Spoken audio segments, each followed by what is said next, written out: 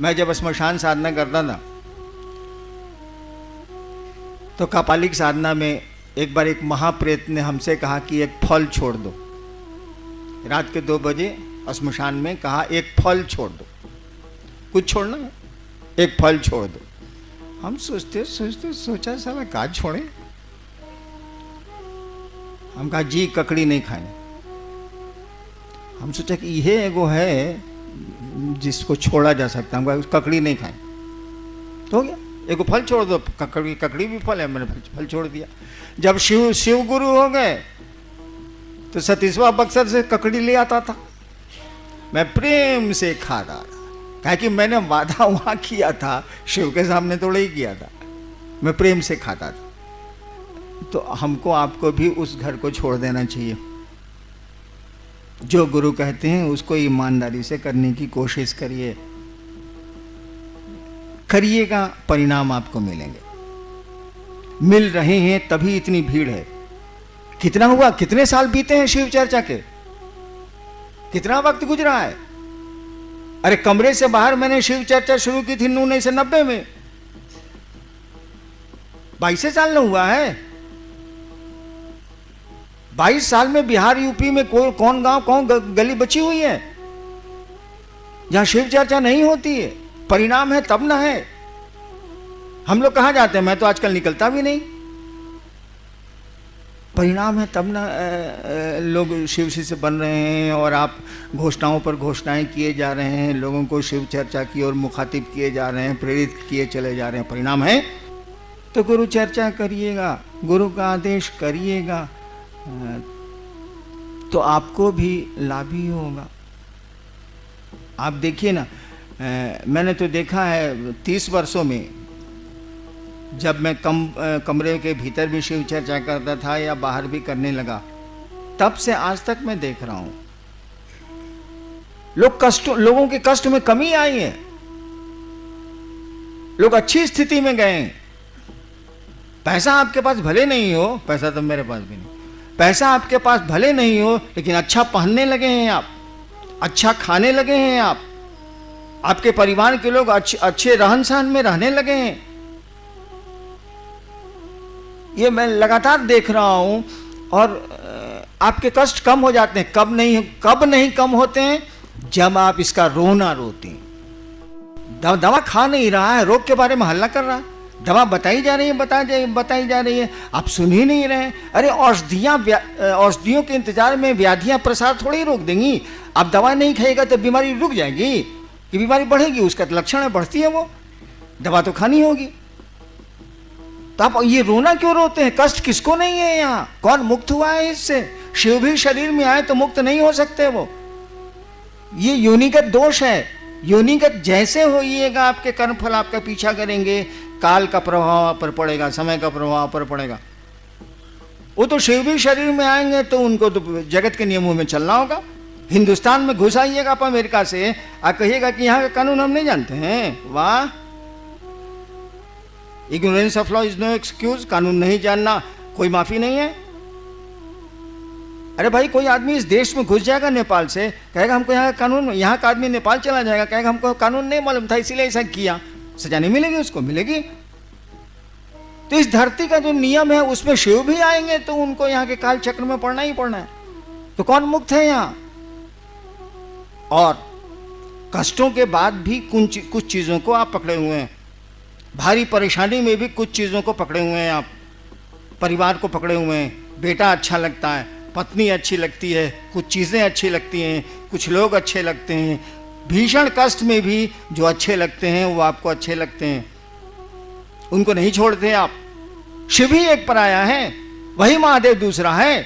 उसी से रिश्ता इतना कमजोर है कि छोड़ दिया जाए, बाकी किसी चीज को नहीं छोड़ा जाए। कपड़े साफ पहनना नहीं छोड़ा आपने, नहाना नहीं छोड़ा आपने, खाना अपने मर्जी का खाना नहीं छोड़ा आपने। कष्ट है तो हैं, तब भी आप ऐसा करते हैं, व्यवस्था करते हैं आप। तो आपका गुरु ही इतना कमजोर रिश्ता रखिएगा तो कैसे चलेगा भाई साहब? धरती पर भी रखिएगा तो नहीं चलेगा।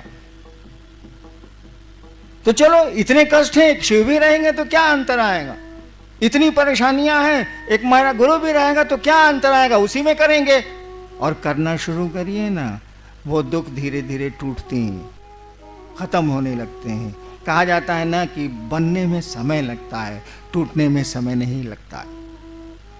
एक बार मेरे टीवी में भगवती ने कहा था, मेरे टीवी में, झूठी कहानी, नदी आवा है न बउआ तो धीरे धीरे अह रहा है। वो जहाँ रहिएगा, जहाँ की बोली होगी, जवाब उसी की बोली में आ गए, वहीं की बोली में आ गए। मेरी ये भाषा नहीं है, मैं तो भोजपुरी भाषी हूँ। उत्तर आया था, नदी आवा है न बउआ, मन नदी में जब बाढ़ आती है, नदी आवा है न बउआ तो धीरे धीरे अह रहा है, यानी नदी के बाढ़ का पानी धीरे धीरे घटता है, अकबकाओ नहीं। एक बहुत मैं कष्ट में पड़ गया था, डॉक्टरों ने कह दिया था कि इसका कोई इलाज नहीं है। उसी पर उन्होंने उत्तर दिया था कि नदी आवा है न बउआ तो धीरे धीरे अह रहा है, यानी धैर्य रखो, नदी का पानी, बाढ़ का पानी खत्म हो जाएगा, फिर सूखी जमीन मिल जाएगी। तो आपको जो आपकी मदद करने वाला है उसी को छोड़ देते हैं, आप उसी को अपने व्यापार का साधन बना लेते हैं। अरे उसको छोड़ दीजिए, बाकी करिए ना, कहाँ कुछ रोक रहा है कोई आदमी। जब रोक ही देंगे हम, आप मान ही जाएंगे हम, तो गुरु की क्या जरूरत है। श्रद्धा आप में पैदा ही हो जाए, संशय का नाशी हो जाए, तो फिर गुरु की क्या जरूरत है। शिव के प्रति प्रेम ही पैदा हो जाए तो फिर गुरु की क्या जरूरत है। कोई रोल उनका नहीं है, कोई भूमिका उनकी नहीं है, सब करेंगे गुरु। उसी रिश्ते में आप सेंध मारते हैं, उस रिश्ते को तो बचा के रखिए भाई साहब। हम लोग सारे लोग आपकी मदद करने को तैयार हैं, मैं तो निश्चित ही आपकी मदद करूंगा।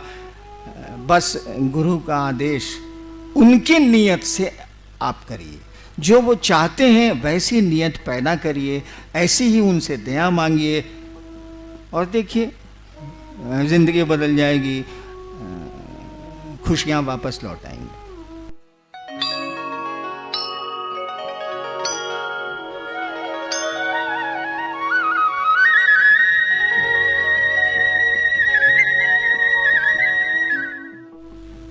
बातें हुई, जिज्ञासाएं भी आई। मैंने जो देखा या सुना, किसी ने शिवलिंग पर पूछा, किसी ने कहा कि अन्नू भैया सार्थकता बोलते हैं शिव की, शिवलिंग की, साहब कुछ नहीं बोलते। किसी ने कुंडलनी साधना पर पूछा, हालांकि आज विषय कुंडलनी साधना का नहीं था। एक बात समझिए, इस पूरी दुनिया का रहस्य क्या है। बात हुई है इस पर, कई वक्ताओं ने इस पंक्ति को अपनी चर्चा में कहा कि पूरी सृष्टि उस शिव की इच्छा से निर्मित है, उस ईश्वर की इच्छा से निर्मित। ध्यान दीजिएगा, आप भी निर्मित हैं उसी की इच्छा से। ये खुदा की खुदाई है, उसकी इच्छा से यहां सब कुछ निर्मित है, चल भी रहा है, टूट भी रहा है, फिर निर्माण हो रहा है। क्या वह इच्छा आपके पास है? मैं महोत्सव में नहीं बोल रहा, इसीलिए समझने की कोशिश करिए। वह इच्छा आपके पास भी है। क्या नहीं बनाए हम लोगों ने, बनाते चले जा रहे हैं। बीमारियों से लड़ने के साधन, रहने की व्यवस्था, आवागमन के नए नए उपाय, आवाम, क्या नहीं बनाए। किस चीज से बनाए?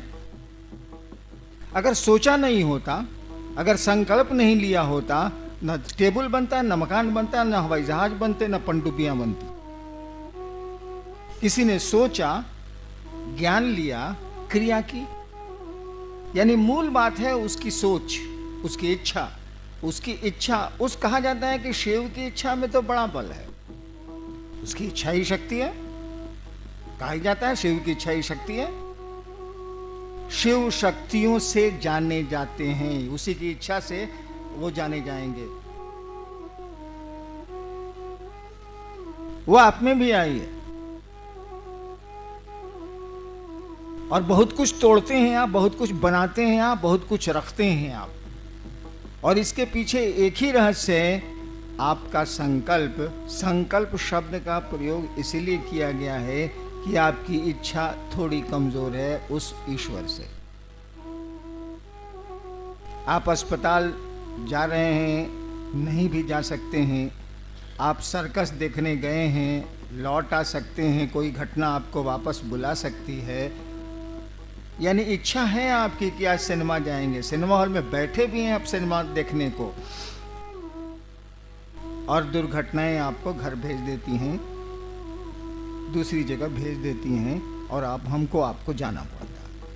यानी इच्छा तो है सिनेमा देखने की, लेकिन वो इच्छा टूट गई, किसी ने तोड़ दिया या टूट गई। यानी हमारी आपकी इच्छा है कमजोर, लेकिन यही इच्छा जब संकल्प का रूप लेती है, यही इच्छा जब भाव का रूप लेती है, एक ही चीज है वो, प्रेम, भाव और विचार। इच्छा जिसको बोलते हैं, इच्छा में विचार ही है, थॉट्स है। वही इच्छा जब मजबूत होती है तो आप इसको भाव शब्द देते हैं, है वही। यही भाव जब मजबूत होते हैं तब आप प्रेम या दुश्मनी जो कहिए आप प्रेम का रूप देते हैं, है वही। पानी वही है जो भाप भी बना है, या भाप वही है जो पानी भी बनता है, और बर्फ भी है वही। यानी उस सृष्टिकर्ता के पास जाने के साधन आपके पास हैं, क्योंकि उसने अपनी इच्छा से पूरे जगत का निर्माण किया है। आप अपनी इच्छा से शिव के पास जाएंगे। वो ऊर्जा आपको दी हुई है, वो अस्त्र आपके पास है, वो साधन आपको दिया हुआ है। आपकी इच्छा कमजोर है, इसीलिए कहा जाता है कि इस भाव होगा तो शिष्य बनेंगे आप, भाव होगा तो देवता लभ्य होंगे, भाव होगा तो देवताओं का दर्शन होगा। कुछ नहीं है, ये आपकी इच्छा है और कुछ नहीं है। इच्छा अभी होती है फिर टूट जाती है, लेकिन इच्छा जब ठहर जाएगी तो उसके रूप बदलेंगे, उसके परिणाम भी बदलेंगे। रहेगी मटेरियल वही है, सामान वही है, वेस्ट वही है, हाइड्रोजन 2 ऑक्सीजन 1 उतना ही है। पानी में, बर्फ में, भाप में मटेरियल तो एक ही है। मटेरियल आप ही के पास, वो इच्छा का मटेरियल है, उसको आप